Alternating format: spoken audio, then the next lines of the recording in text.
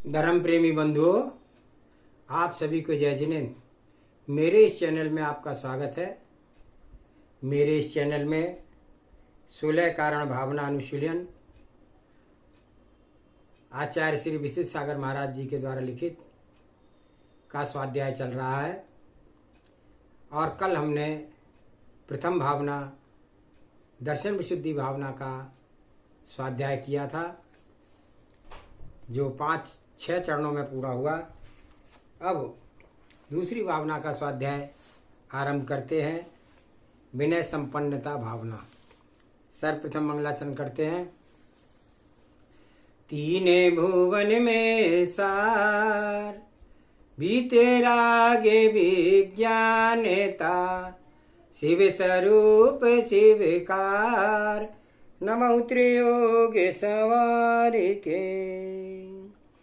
मंगलम भगवान वीरो मंगलम गौतमौणी मंगलम कुंद कुंदाद्योति जैन धर्मोस्तु मंगलम सर्वमंगल मांगल्यम सर्व कल्याणकारकम प्रधानम सर्वधर्मानां जैनम जयतु शासनम जैनम जयतु शासनम जैनम जयतु शासनम।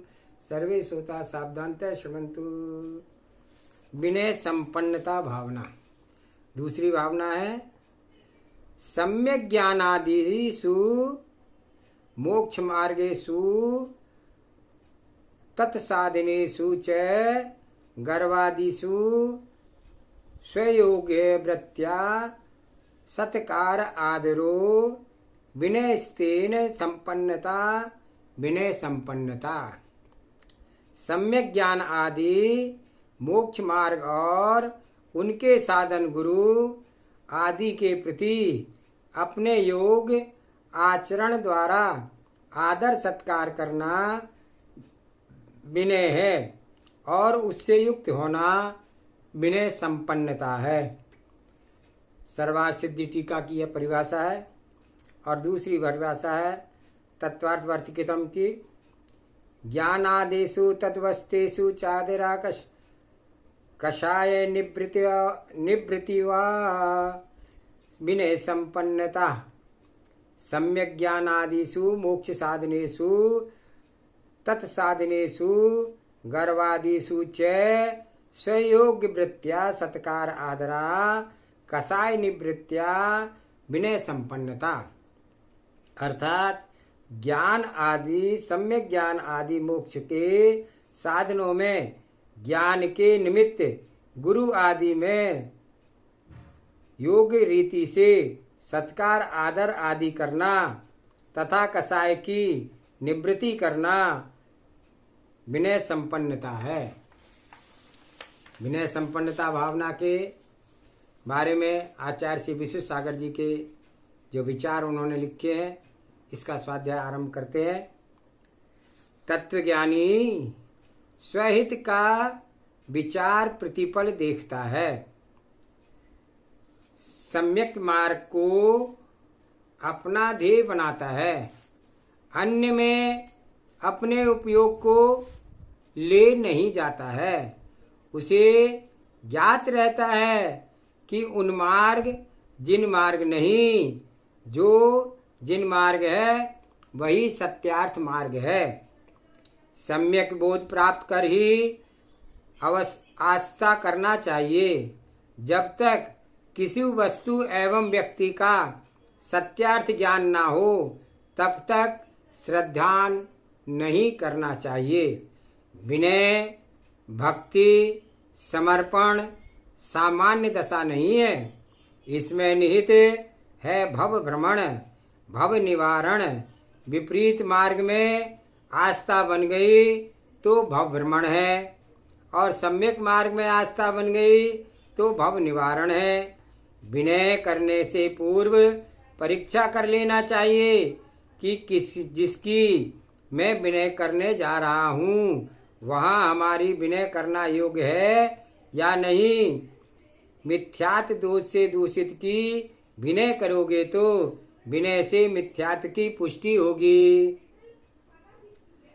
जो जीव सम्यक ज्ञान का विपर्यास करे, भले ही श्रेष्ठ अन्य गुण हो उसके अंदर, और फिर भी आप उसकी विनय करोगे तो विपरीत ज्ञान की अनुमोदना हो जाएगी।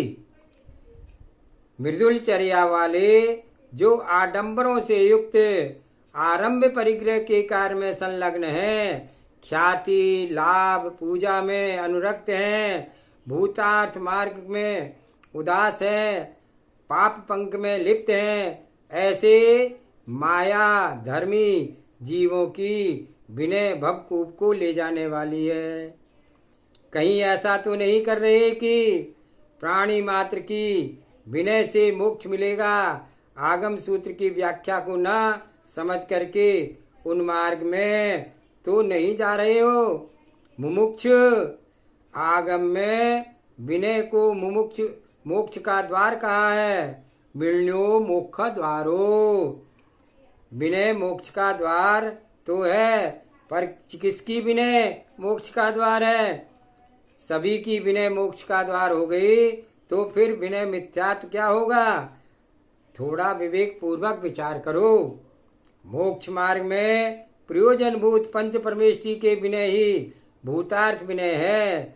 सम्यक मार्गी की विनय मोक्ष का द्वार है। विपरीत मार्ग की विनय तो संसार भ्रमण का ही कारण है। उत्तमांग का समर्पण तभी के लिए नहीं है, तत्व निर्णय करके ही सिर झुकाना चाहिए। कोई आपकी विनय को विपरीत मार्ग पर न ले जाए, कुमार्ग के पोषण में आपकी विनय का न चला जाए। कुपथगामी दोनों के प्रति सम्यक दृष्टि मध्यस्थता का व्यवहार रखता है, ना उसके प्रति अशुभ भाव और ना आदर सत्कार का भाव रखता है। जो समस्त तीर्थ इसके पाद मूल में नत हो चुका है, वह अब अन्यत्र नत होने वाला नहीं है। जिन मार्ग ही सम्यक मोक्ष मार्ग है, शेष जो है वे सब उन मार्ग हैं। जिन मार्ग को छोड़ करके उन मार्ग पर गमन उन्मादी ही कर सकता है। तत्व निर्णय करने वाले जैन तो नहीं कर सकता। जो वस्तु तत्व का निर्णय करना जानता है, हे उपाधेय की अपेक्षा उसको जो समझता है, वह विनय से भावुकता शीघ्रता का भाव नहीं रखता है। वह तो स्वप्रज्ञा एवं आगम के सूत्रों का आधार लेकर ही विनय भाव प्रकट करता है। गुणहीन की वंदना को भी बंद का कारण कहा गया है। जो साक्षात रत्नत्रय गुण से शून्य है, देह आश्रित लिंग मात्र धारण किए है, पर रत्नत्रय धर्म का व्यवहार पक्ष ही जहाँ दृष्टि गोचर नहीं है, वहाँ विनय भाव कैसे प्रकट किया जा सकता है? विनय अंतरंग शुद्धि के लिए अंतरंग तप है। निज तप का पतन नहीं किया जा सकता। गुणवानों के प्रति विनय भाव रखना, गुणहीनों की आत्मरक्षा करना, निंदा उसको उसकी ही भी नहीं करना। व्यर्थ में नीच गोत्र का नाम कर्म का स्वीकार मत करो। निंदक अविश्वास का पात्र बन जाता है। कोई भी उसे आस्था से युक्त होकर के नहीं देखता है। निंदक की निंदा सर्वत्र होती है। पर की निंदा उभय लोक में दुख का कारण है और आत्महितैषी को चाहिए आर्जव मार्दव धर्म को धारण कर ही सत्य तत्व का अन्वेषण करे। विनय के अंतरंग में दर्शन ज्ञान चरित्र की शुद्धि सहज होती है। विनयशील की विशुद्धि बुद्धिमान होती है और विशुद्धि के क्षयोपशम की वृद्धि होती है, जिससे दर्शन ज्ञान चरित्र स्वयं वृद्धिमान होने लगता है। अंतःकरण का प्रसन्न होना अनिवार्य है। एक विशेष श्रेष्ठ साधक को चाहिए कि वह अपने आप को प्रसन्न रखे, उपेक्षा वृत्ति को प्रतिपल स्वयं के अंदर जागृत रखे, जगत के नाना विकल्पों को मात्र देखने जानने और जाने दे। अधिक विचार करने की आवश्यकता नहीं है। स्व की स्वतंत्रता वेदना नहीं करता है और प्रतिक्षण अन्य के बारे में ही विचार करता रहता है। बस दास जीवन ही जी रहा है। स्वयं स्वतंत्रता से दूर अपनी प्रज्ञा पर के लिए दे रहा है और उसे लगता है ऐसा कि मैं कुछ कठिन सोच रहा हूँ, पर वह स्वजन पर के लिए नष्ट कर रहा है। यदि आत्मस्थ होकर के जीता तो परमात्मा पद को प्राप्त कर लेता। आत्मस्थ ना भी रह पाता, व्यवहार प्रभावना करता तो व्यवहार तीर्थ की प्रभावना होती। विनय गुण के साथ स्वजीवी होकर के जीना चाहिए। अहो आश्चर्य! लौकिक दृष्टि से देखा जाए तो कोई व्यक्ति अपनी संपत्ति का उपयोग पर जीवन में नहीं लगाता है, स्वयं के लिए प्रयोग करता है और पर से संपत्ति की रक्षा का भाव रखता है। फिर प्रज्ञा का प्रयोग अज्ञानी भिन्न वस्तुओं के लिए क्यों व्यर्थ करता है? विनय का अर्थ है कि निंदा व प्रशंसा में पर्याय नष्ट न करना, स्वभावों के विशुद्धि हेतु गुणी जनों का बहुमान करना। जो साधक व श्रावक विनय विहीन हुए उनकी संपूर्ण विद्या व्यर्थ है। विद्या का फल तो विनय है। फलवान वृक्षवत, जैसे फलवान वृक्ष झुक जाता है, नम्र हो जाता है, उसी प्रकार से ज्ञानवान, चारित्रवान, आस्थावान भव जीव भी विनय गुण में युक्त होकर के नम्रता का जीवन जीता है। विनयशीलता संपूर्ण सुशीलता में प्रधान गुण है। अनेक गुणों की सिद्धि विनय गुण से होती है और अनेक गुणों का स्वामित्व की पहचान भी विनय गुण से होती है। पूज्य प्राण श्रेष्ठ पुरुष गुणों से संपन्न पुरुषों के प्रति मानसिक, वाचनिक और कायिक तीनों प्रकार की विनय करना आर्जव मार्जव स्वभावी जीव की पहचान है। अपने मन में सम्मान का भाव सहज प्रकट करना, पूज्यों के प्रति भी कभी भी अशुभ चिंतन ना आने देना, गुरुजनों के प्रति निज ज्ञान में अविनयता ग्रेव बनकर नहीं आने देना, सद्गुणों के प्रति नित्य नुति बरतें। पुण्य पुरुषों के प्रति अशुभ भाव आते ही निज पुण्य का क्षय और पापोदय का अशुभ आश्रव बंध आरंभ हो जाता है। मानसिक अविनय के यहाँ मानसिक अशांति पूर्ण रूपेण अपना राज करती रहती है।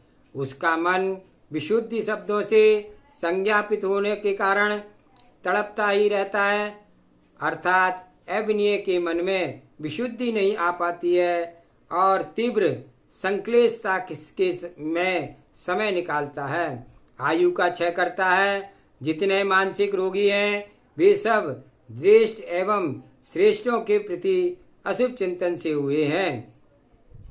मानसिक विशेषज्ञों को चाहिए कि वे मानसिक रोगी को पूज्य के प्रति सम्मान का भाव जागृत करा दें। अन्य विनय आते ही विशुद्धि की उत्पत्ति होती है और विशुद्धि आते ही मानसिक रोग मानसिक भक्ति में संक्रमित हो जाएगा। वाचनिक विनय श्रेष्ठ पूज्य साधु शब्दों को से संज्ञापित करना पूज्यों के लिए वाचनिक विनय है। आप परम पूज्य स्वामी भगवान हैं, आप परम पूज्य हैं, आप स्वामी हैं, आप भगवान हैं, आप मेरे नाथ हैं, वात्सल्य करुणा के पुंज हैं, श्रेष्ठ पूजनीय है, ज्ञान वारिद है, जगत वंद है, जगत पूज्य है, श्रवण श्रोमणी है, जितेंद्रिय है, दंती है इत्यादि कर्णानंददायी शब्दों का उच्चारण पुण्य पुरुषों के लिए गुणवान जीव ही कर पाता है। जिसका पुण्य क्षीण है उसके मुख से पूज्य पुरुषों के लिए शुभ शब्दों का उच्चारण नहीं होता है।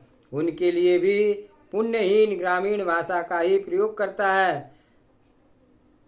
चाकर माकर वर्णों का प्रयोक्ता जिन निज पुण्य की न्यूनता का परिचायक है। स्पष्ट शब्दों का मुखरित होना, कंठ का मधुर होना, पर के प्रिय लगे ऐसे शब्दों की ध्वनि प्रकट होना, विनय भूषिता विभूषिता वाणी बोलने वाले का पुण्य परिचायक है। श्रेष्ठ पुरुषों को पूज्य पुरुषों के लिए श्रेष्ठ भाषा का ये प्रयोग शोभायमान होता है। वाचनिक विनय बहुत ही महत्वपूर्ण है। बड़े बड़े कार्यों को वाचनिक विनय मंत्रभूत करके होकर के पूर्ण करा देती है। वचन का मधुर रस मृग नाग जैसे वाणी की प्राणी को आनंद प्रदान करता है। फिर पूज्यों को प्रसन्न क्यों नहीं कर सकती? वचन विनय ही स्तुति है, वही पूजन भक्ति है। वचनों की विनयशीलता अतिशय चमत्कार है। श्रेष्ठ भाषण से स्वर्गों के देवों को भी प्रभावित कर लिया जाता है और क्रोधी को भी शीतल वचनों से शीतलता प्रदान कर दी जाती है। श्रेष्ठ बोलो, श्रेष्ठ कहलाओ। काक व कोयल वर्ण से नहीं जाने जाते, वाणी से ही जाने जाते हैं। वर्ण तो दोनों के समान हैं। वर्ण समान अधिकरण होने पर भी वाणी का समान अधिकरण नहीं है। इसलिए लोक में कोयल को प्रीति से सुना जाता है और काक को भगा दिया जाता है। स्वयं सम्मान के आकांक्षी को सर्वप्रथम स्ववाणी में समरसता को साथ वाचनिक विनय लानी पड़ेगी। कायिक विनय पूज्य पुरुषों के सामने विनय पूर्वक बैठना, नम्र वृत्ति करना, नीचे बैठना, नीचे चलना, नीचे सोना, श्रेष्ठों व ज्येष्ठों के प्रति सम्मान वृत्ति रखना, उन्हें देख करके खड़े हो जाना, हाथ जोड़कर तथा उन्हें उच्च आसन प्रदान करना। विशिष्ट बात मुमुक्षुओं को ध्यान रखने योग्य है कि आराध्य पुरुष जहाँ बैठते हैं वह उस स्थान आसन की पूजता को प्राप्त हो जाता है और तत्वज्ञानी विवेकी जीव को स्व समाधि का चिंतन भी किंचित भी भाव हो तो गुरुजनों के आसन पर नहीं बैठना चाहिए, ना ही विश्राम करना चाहिए। आसन का भी विनय ही नहीं करना, आसन की भी अविनय नहीं करनी चाहिए। कहीं आसाधना हो जाए तो प्रायश्चित लेना चाहिए। आचार्य भगवंत मानतुंग स्वामी ने भक्तांबर स्तोत्र में सिंहासन आदि अष्ट प्रात्यारों का गुणगान किया है। प्रभु को पाद पीठ भी पूज्य है। यदि ऐसा नहीं स्वीकार करोगे तो फिर जिन मंदिर व सिद्ध क्षेत्र की वंदना का भी अभाव हो जाएगा। प्रतिक्रमण त्रयी नामक ग्रंथ में सहस्र प्रकार के निषिद्ध का भूमि का वर्णन है, जिसमें जिनदेव, जिनबिंब, आचार्य, उपाध्याय, साधु व उनके आश्रित क्षेत्र भी निषिद्ध का के अंतर्गत आते हैं। श्रवण परंपरा में मुनिराज प्रतिदिन निषिद्धिका का वंदन करते हैं। मूलाराधना ग्रंथराज की टीका में निषिद्धा निषिद्धिका 2 पाठ प्राप्त होते हैं। सहज प्रकार की निषिद्धिका इस प्रकार से समझना चाहिए। जिन सिद्धि बिंब कृत्रिम अकृत्रिम उनके मंदिर, बुद्धि आदि लब्धि संपन्न मुनि, उनके आश्रित अवधि मन प्रज्ञान केवल ज्ञानी, ज्ञानोत्पत्ति के प्रदेश, उनके आश्रित क्षेत्र सिद्ध जीव, उनके निर्वाण क्षेत्र, उनके आश्रित आकाश प्रदेश, सत्य सम्यक्त आदि चतुर्ण युक्त तपस्वी, उनके आश्रित क्षेत्र, उनके द्वारा छोड़े गए शरीर आश्रित क्षेत्र, योग स्थिति तपस्विन और उनके आश्रित क्षेत्र, उनके मोक्ष स्थान और त्रिविध पांडित्य मरण स्थिति मुनि। जिणबिंब सिद्धियाय जिणबिंब सिद्धियालय किदाग जय हृदय जुत साहू नाण जुट मुनिपवरा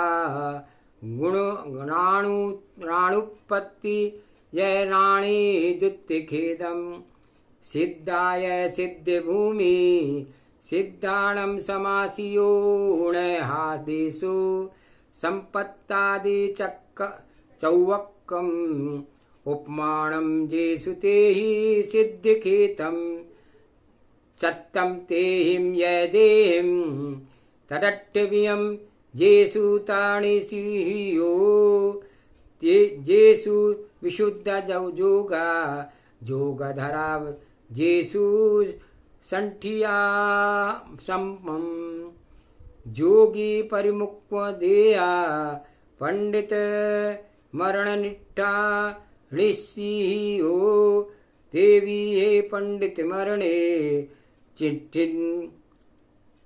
चिट्ठी महामुनि समाहिए ए आओ राणाओ ऋषि याओ सया वंदे। अर्थात हे ज्ञानियों, यहाँ पर विशिष्ट बात ध्यातव्य है कि 17 प्रकार की निशिका बंधन बंधनीय है। यहाँ पर स्पष्ट योग से किया गया है कि पूज्य वंदनीय है। पूज्य के स्पर्श से युक्त क्षेत्र वंदनीय है, इसलिए पूज्यों के आसन आदि की भी विनय करो। उनके आसन की विराधना नहीं करना, ना उनके ऊपर स्वयं बैठना, और ना विनय गुण जहाँ है वहाँ विकास ही विकास होता है। आचार्य भगवंत उमा स्वामी ने तत्वार सूत जी में विनय के 4 भेद किए हैं। ज्ञान दर्शन चारित्र्य उपचार तपो चारित्रोपचारा। ज्ञान विनय, दर्शन विनय, चारित्र विनय और उपचार विनय। और आचार्य प्रवर शिवार्य ने इससे विनय, उनके ग्रंथ भगवती आराधना में विनय के 5 भेद किए गए हैं। विनयो पुण्य पंचवियो निठिठो राण दंशन चारित्रे तब विणवोय चौथो चरिमो उबियारियो विनयो। विनय 5 प्रकार की कही है। ज्ञान विनय, दर्शन विनय, चारित्र विनय, तप विनय और उपचार विनय। बहुत आदर के साथ मोक्ष के निमित्त सदशास्त्रों का वाचन करना, स्मरण करना, अभ्यास करना ज्ञान विनय है। ज्ञान विनय 8 प्रकार की है। काले विण्यो उबधाणे बहुमाणे तेवा ऋण्य वणे व्यंजन अत्य तदुभये विणयो राणम में अट्ठवियो। काल विनय, काल विनय, उपधान, बहुमान तथा नियमन, व्यंजन विशुद्धि, व्यंजन शुद्धि, अर्थ शुद्धि, उभय शुद्धि, ये ज्ञान के विषय में 8 प्रकार की विनय बताई गई है। आचार्य भगवंत समग्र स्वामी अमृतचंद स्वामी सूरी ने उक्त विषय में पुरुषार्थ सिद्धि उपाय में ग्रंथ में वर्णित किया है। ग्रंथार्थोभ्य पूर्ण काले विनयेन सोपधानम च बहुमानेन सम्मन्वितम निमन ज्ञान आराधनम। काल विनय मुमुक्ष को चाहिए आगम विहित समय का निर्णय करके ही आगम ग्रंथों का वाचन, प्रच्छन, स्वाध्याय करना चाहिए। ज्ञान के लोभ में आकर के असमय में जो स्वाध्याय करते हैं वे कुमरण, कलेश, गुरु शिष्य के विच्छेद, स्वयं विनाश, आरोग्यता के अभाव में जैसे कुफल को प्राप्त होते हैं, शुद्ध परंपरा को अक्षुण प्रभावी मान रखते हैं, वे इच्छुक को कालाचार का विशिष्ट रूप से ध्यान रखना चाहिए। सांध्य काल में स्वाध्याय पूर्ण वर्जनीय है। पर्व के दिन अष्टानिका, दशलक्षण पर्व में अष्टमी, चतुर्दशी, अमावस्या, पूर्णमासी, दिग्दाह, उल्कापात आदि के समय सिद्धांत ग्रंथों का स्वाध्याय वर्जनीय है। अनाद्य काल में जो अध्ययन नहीं करता है वह कर्म निर्जरा को प्राप्त होता है। विनय पूर्वक किया गया श्रुत अध्ययन प्रमादवश विस्मृत भी हो जाए फिर भी वह केवल ज्ञान का कारण है। तत्वज्ञानी के चाहिए कि वह काल शुद्धि का विशेष ध्यान रखे। ज्ञान के लोभ में आकर के असमय अध्ययन ना करे, आगम वचनों का पालन करे। कर्महीन करना कर्म हानि करने की भावना है तो जो व्यक्ति ज्ञान में, राग में, कालाचार का ध्यान नहीं रखते हैं वह स्वप्रज्ञा का घात करता है। जो साधक सामायिक काल में स्वाध्याय, लेखन, प्रवचन व अन्य कार्य करता है वह स्वगुण का शत्रु है, स्वगुण की ही घातक करता है। जो साधक शून्य से ज्ञान पने के दम्भ से युक्त है, श्रवणाचार्य के घाती लोग शिष्य पने के रिक्त हैं। आचार्यों को एक दृष्टि रखनी चाहिए कि कौन शिष्य किस समय आगम ग्रंथों का अध्ययन कर रहा है। एक के निमित्त से संपूर्ण का नाश ना हो जाए, निमित्त नैमित्तिक संबंध है। शिष्यों के प्रतिक्षण यह शिक्षा दें कि हे वत्स, संग पर दया भाव रखना। चतुर्विधि संग ही जिन शासन का प्रबल आलंबन है। वृद्धि, स्थिति, विकास का संग का नाश जिन शासन का नाश मानना है। जो साधक संग की रक्षा करता है वह संपूर्ण सर्वज्ञ शासन की रक्षा करता है। और प्रत्येक तपोधन के लिए जिन तपधन शिक्षापूर्ण संग की भी रक्षा करना अनिवार्य है। अतः कालाचार का पालन करें। दूसरा है विनयाचार। श्रुत एवं श्रुतधरों के प्रति सम्मान भाव रखना, मानसिक, वाचनिक, कायिक विनय शुद्ध रखना, वस्त्र शुद्ध, स्थान शुद्ध भावों के साथ ही श्रावकों को श्रुत का स्पर्श करना चाहिए। साधुओं को भी स्व पैर, हस्त, पुष्ट का शुद्ध प्राशुक निज कमंडलू के पानी से प्रक्षालन करना चाहिए, चाहे वो ग्रीष्म काल हो, वर्षा हो अथवा शीतकाल हो। सभी कालों में शुद्धि का ध्यान रखें। ग्रंथ को पैर, जांग स्थान, नाभि के नीचे स्वपाटे चटाई स्तर पर स्थापित ना करें। जिस आसन का विश्राम करते हैं उस आसन संस्तर पर बैठकर भी स्वाध्याय न करें। शौच, लघु शंका के वस्त्रों से शास्त्रों का वाचन, स्पर्शन का पूर्ण निषेध है। योगियों को भी उभय शंका के उपरांत विशुद्धि पूर्वक ही आगम ग्रंथों की वाचन करना चाहिए। वस्त्रधारी त्यागियों को चाहिए यदि वस्त्र धारण कर शौच आदि किए गए हैं तो पूर्ण वस्त्र का परिवर्तन करके जल से स्वदेश विशुद्धि पूर्वक ही ग्रंथ निर्ग्रंथों व अर्हंत बिंबों का स्पर्श करना, यही आगम भीत विधि है। मुनिराज यदि वह शंका से आए हैं तो वे भी हाथ, पैर, मुख की जल से एवं संपूर्ण शरीर को की वायु शुद्धि करें, अर्थात सर्वांग से पिच्छी का मार्जन करें। तदुपरांत ही ग्रंथों का स्पर्श करें। ब्रह्मचारी, छुल्लिका, हरिका माता जी आदि उक्त क्रिया से आए हैं तो शुद्ध वस्त्र पहनकर ही ग्रंथ का स्पर्श करना चाहिए। शौच क्रिया से वस्त्रों से ग्रंथ पाठ करना, स्पर्श करना तो विनयहीनता है, द्रव्य शुद्धि का अभाव है, जो कि असमाधि का कारण है। यदि संभव ना हो तो उन्हें तत्व चिंतन कर लेना चाहिए, परंतु ग्रंथ का स्पर्श उचित नहीं है। आर्यिकाओं के लिए स्त्री धर्म के कारण स्ववस्त्र दशा में ही शौच आदि क्रियाओं के लिए जाना उचित है। इसलिए उन वस्त्रों में ग्रंथ स्पर्श भूल कर भी नहीं करना चाहिए जब तक साड़ी परिवर्तित ना कर लें। आचार्यों और संघ प्रमुखों को यदि अपने संघ की समाधि की भावना है तो अंतरंग में बाहिरंग शुद्धि एवं विनय का ध्यान रखें।